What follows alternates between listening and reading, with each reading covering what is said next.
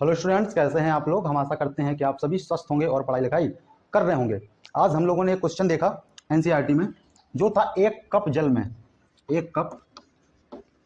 में कितना ऋण आवेश होगा और कितना धन आवेश होगा। कितना ऋण आवेश होगा और कितना धन आवेश होगा। अब देखने में तो क्वेश्चन बहुत आसान है कि एक कप जल है और मान लो एक कप में 250 ग्राम जल है। कितना है? 250 ग्राम जल है।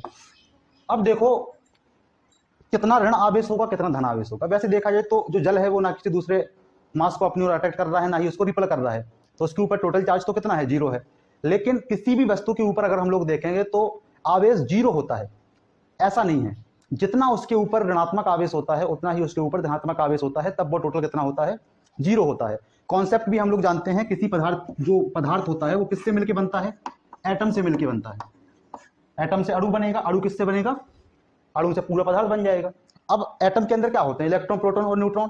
किसी वस्तु में जितने इलेक्ट्रॉन होते हैं उतने ही प्रोटॉन होते हैं। अब तुम्हें किसी भी पदार्थ का अगर ऋणात्मक आवेश निकालना हो, धनात्मक आवेश निकालना है, तो एक कुछ निकाल लो। किसी पदार्थ के अंदर जितना धनात्मक आवेश होगा उतना ही ऋणात्मक आवेश होगा, तो निकल आएगा।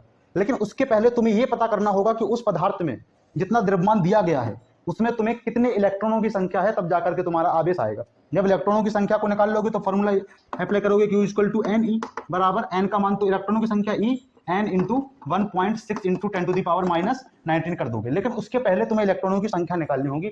इलेक्ट्रॉनों की संख्या के पहले अगर पदार्थ ऐसा है, जैसे पदार्थ क्या है? जल है तो H2O है, H2O मतलब अणु, तो तुम्हें अणुओं की संख्या निकालनी पड़ेगी 250 ग्राम जल में। और 250 ग्राम जल में तुम जब अणुओं की संख्या निकालोगे तो अणुओं की संख्या बराबर क्या होता है? मोल गुणे एवोगाड्रो संख्या।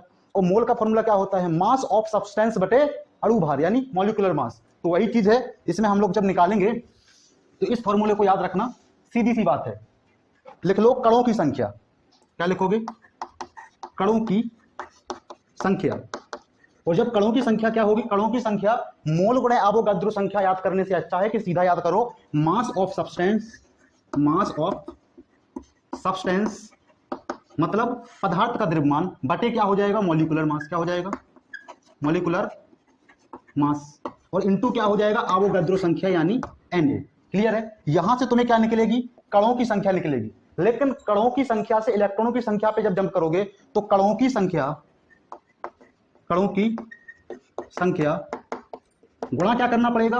एक अणु में कितने इलेक्ट्रॉन हैं, और एक अणु में अगर इलेक्ट्रॉनों की संख्या निकालोगे तो एक अणु में जैसे देखोगे H2O के अंदर कितने इलेक्ट्रॉन है? H2O में देखोगे तो हाइड्रोजन 2 हैं और एक हाइड्रोजन में एक इलेक्ट्रॉन होता है, तो 2 प्लस। और ऑक्सीजन में कितने हैं? ऑक्सीजन में कितने हमारे 8 इलेक्ट्रॉन हैं, तो 8 और 2 प्लस 8 प्लस 2 कितना हो गया? 10, यानी 10 कर दोगे। यानी यहां पे क्या करना है?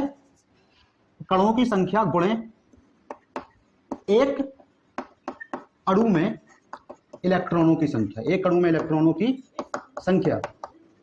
और ये क्या हो जाएगा? तुम्हारा निकल आएगा टोटल पदार्थ में इलेक्ट्रॉनों की संख्या। क्या आ जाएगा? पूरे पदार्थ में इलेक्ट्रॉनों की संख्या।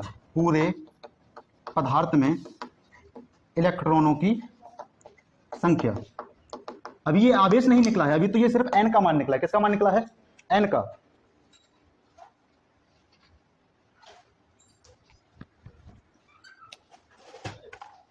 ये किसका मान निकला है? n का मान निकला है। अब जब तुम्हें आवेश निकालना होगा यानी Q निकालना होगा तो Q बराबर n इंटू ई करोगे। ई का मान क्या होता है?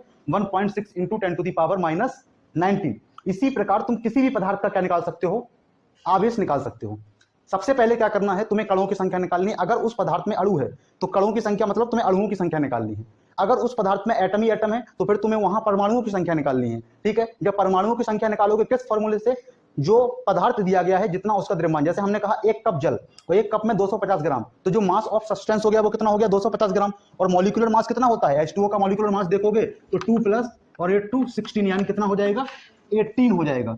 तो जो हमारा मॉलिक्यूलर मास है वो कितना हो गया? 18 हो गया, यानी 250 ग्राम, यानी 250 बटे 18 इंटू एवोगाड्रो संख्या। अब कहोगे कि जो मास है उसको ग्राम में क्यों लिया गया है? तो जब भी हम लोग मोलों की संख्या निकालते हैं या जब भी हम लोग कणों की संख्या निकालते हैं उसमें जो द्रव्यमान होता है उसको ग्राम में ही लिया जाता है, ना कि किलोग्राम में।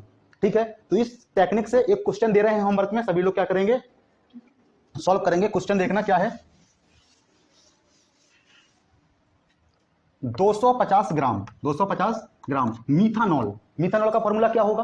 क्योंकि तुम्हें क्या चाहिए, तुम्हें मॉलिक्यूलर मास चाहिए, तो मॉलिक्यूलर मास के लिए या तो तुम्हें केमिकल फॉर्मूला दिया जाए या तो बोल दिया जाए कि उस पदार्थ का मॉलिक्यूलर मास इतना है, तो तुम्हें सीधा केमिकल फॉर्मूला दिया जा रहा है मीथानॉल। और अगर मीथानॉल की बात की जाए तो अगर तुम्हें केमिकल फॉर्मूला ना भी दिया जाए तो तुम्हें मीथानॉल से निकाल लेना चाहिए। मीथानॉल क्या है? मीथ यानी CH3 और क्या है? OH ग्रुप लगेगा, ऑल है ना, एल्कोहल है तो OH। इससे तुम लोग क्या निकाल लोगे? मॉलिक्यूलर मास निकाल लोगे। और 250 ग्राम मीथानॉल में कितना ऋण आवेश होगा, कितना धन आवेश होगा? कितना ऋण आवेश होगा और कितना धन आवेश होगा? क्लियर है? जो टेक्निक